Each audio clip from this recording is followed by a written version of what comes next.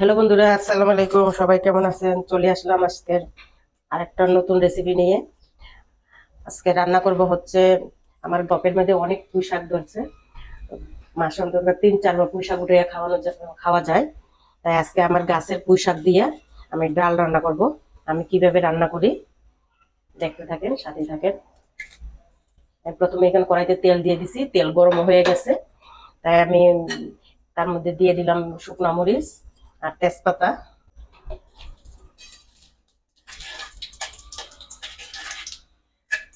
হালকা একটু ভাইজে নেব।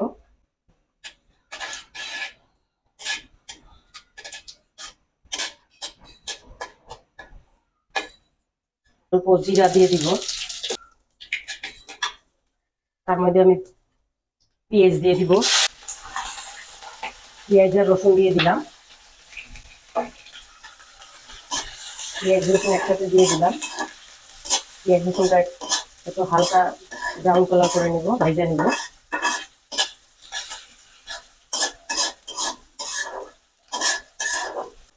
আমি এর মধ্যে এখন দিয়ে দিব মশলাগুলো। হলুদের গুঁড়া, অল্প একটু গুঁড়া মরিচ দিব, অল্প একটু জিরার গুঁড়া।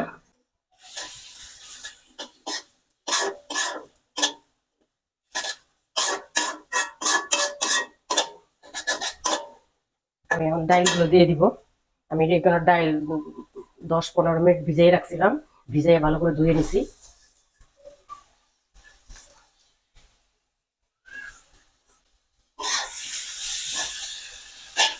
মশলার সাথে কিছুক্ষণ ভাজা নিব, 5-10 মিনিট এটা ভাজবো।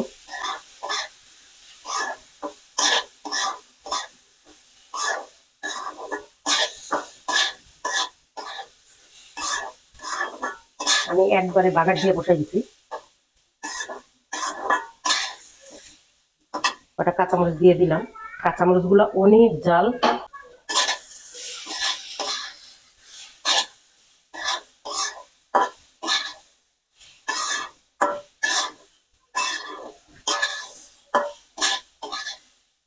অনেক সুন্দর একটা সেন্ট বেরিয়েছে।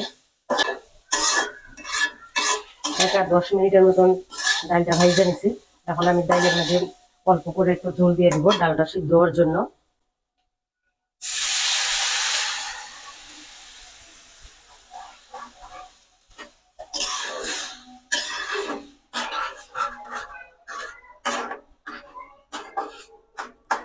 ঝোল দিব।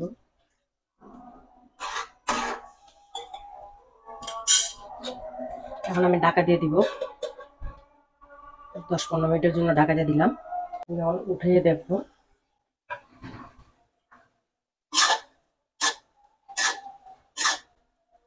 প্রায় সিদ্ধ হয়ে আসছে।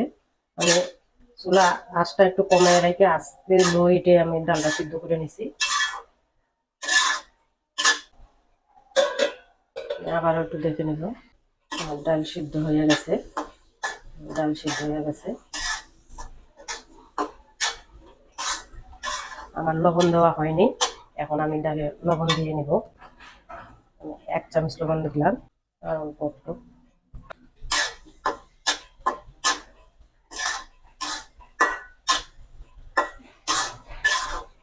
সুন্দর ডাল সিদ্ধ হয়ে গেছে। এখন আমি দিয়ে দিব, শাক দিয়ে দিব। এই যে আমার গাছের শাক, পুঁই শাক। আমার ছাদে কিন্তু অনেক শাক লাগানো আছে।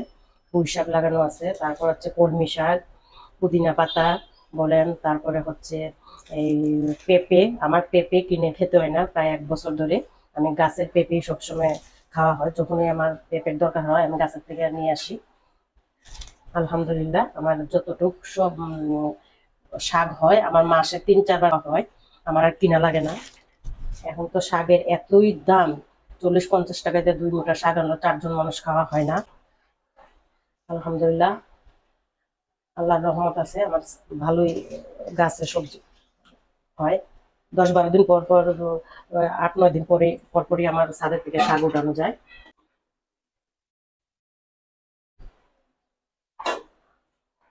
আমার চুলার আঁচটা একদম কমাইয়া দিছি, একদম লো হিটে। একটু মজে আসলে তারপর আমি এটা ইয়ে করে দিব, নাড়াচাড়া করে দিব, উপর নিচ করে দিব।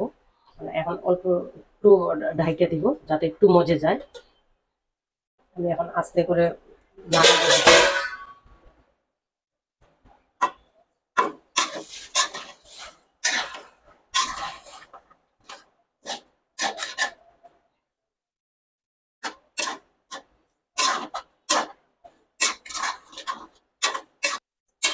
গাছের শাক, গাছের শাক, শাকের থেকে কেমিক্যাল ছাড়া শাক, এই শাকটা খেতেও অনেক মজা, শাকের থেকে অনেক পানি দিয়ে গেছে।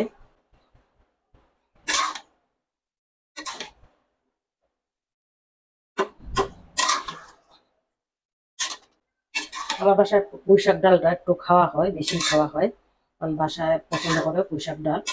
চিংড়ি মাছ দিয়েও রান্না করা হয়, চিংড়ি মাছ দিয়ে রান্না করা হয়, অন্য ভাজি করা হয়, কিন্তু পুঁই শাক ডালটা আমার বাসায় একটু বেশি খাওয়া হয়। আমি আবার ঢেকে দিব, আমি আবারও একটু নাড়া দিয়ে দিব। আমার শাকের থেকে কত পানি বেরিয়েছে দেখেন, এই পানি দিয়ে আমার শাক সিদ্ধ হয়ে যাবে। এত সুন্দর একটা সেন্ট বেরিয়েছে। আপনারা এইভাবে বানিয়ে খেয়ে দেখতে পারেন, খুবই মজা, নিরাশ হবেন না। আপনারা একবার হলে বানিয়ে খেয়ে দেখবেন, খুবই মজা এইভাবে পুঁই শাক ডাল। আমি মসুর ডাল দিয়ে রান্না করছি, আপনারা মুগ ডাল দিয়েও রান্না করতে পারেন, মুগ ডাল দিয়েও ভালো লাগে, বুটের ডাল দিয়েও ভালো লাগে। আমার বাসায় তো রুটির সাথেও এই ডাল দিয়ে খাওয়া হয়, অনেক সময় দেখা যায় রুটি বানাইছি, তবে ডাল থাকলে, পুঁই শাক ডাল থাকলে এই দিয়ে খাওয়া হয়ে যায়।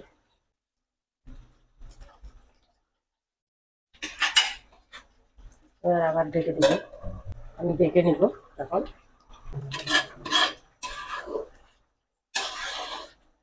আমার পুঁই শাক ডাল প্রায় হয়ে গেছে,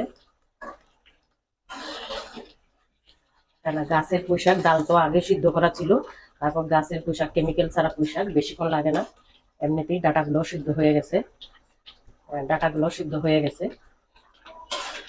আর ডাটার সংখ্যা একটু কম, কারণ আমি পাতাগুলো সবগুলো বেশি করে পাইরা নিয়ে আসছি। ডাটাগুলো থেকে আবার কুশি বের হবে, বলে নতুন করে আবার পাতা জ্বালাবে, সেই জন্য পাতাগুলো নিয়ে আসছি। ডাটার সংখ্যা একটু কম, ডাটা কম আনছি। আমার ডাল হয়ে গেছে, খুবই সুন্দর, সেন্টও খুব সুন্দর বেরিয়েছে, তারপর দেখতে কত সুন্দর কালারটা আসছে। আপনারা এইভাবে বানিয়ে খেয়ে দেখতে পারেন। আপনারা, আমি আগে একসঙ্গে বাগার দিয়ে একসঙ্গে বসাই দিছি, আপনারা ইচ্ছা করলে পরেও বাগার দিতে পারেন। ডাল পুঁই শাক একসঙ্গে সিদ্ধ করে রান্না, সিদ্ধ করে তারপর পরে আপনি বাগারটা দিলেন। আমি একবারে দিয়ে দিচ্ছি শর্টকাট ভাবে, যেন পরবর্তীতে আবার বাগার দেওয়ার ঝামেলাটা না হয়, সেজন্য একবার দিয়ে দিছি। এভাবে খুবই মজা। এই পুঁই শাকটা অবশ্যই আপনারা একবার হলে বানিয়ে খাবেন। আর আমার তরকারিটি যদি ভালো লাগে থাকে, আমার রেসিপিটি যদি ভালো লাগে থাকে, অবশ্যই আমার চ্যানেলটি শেয়ার দিবেন, লাইক দিবেন, কমেন্টস করে জানাবেন। আমার পেজটি অবশ্যই আপনারা ফলো দিবেন, আপনাদের ফলো আমার একান্ত এখন প্রয়োজন। আপনাদের সহযোগিতা, আপনাদের ভালোবাসা, আপনাদের সাপোর্ট ছাড়া কোনোভাবেই এগিয়ে যাওয়া সম্ভব না। আপনাদের ভালোবাসার এই মুহূর্তটা খুবই দরকার, সবসময় দরকার, মানে এই মুহূর্তে না, ভালোবাসা সবসময় দরকার। অবশ্যই আপনারা সেই ভালোবাসাটুকু দিবেন।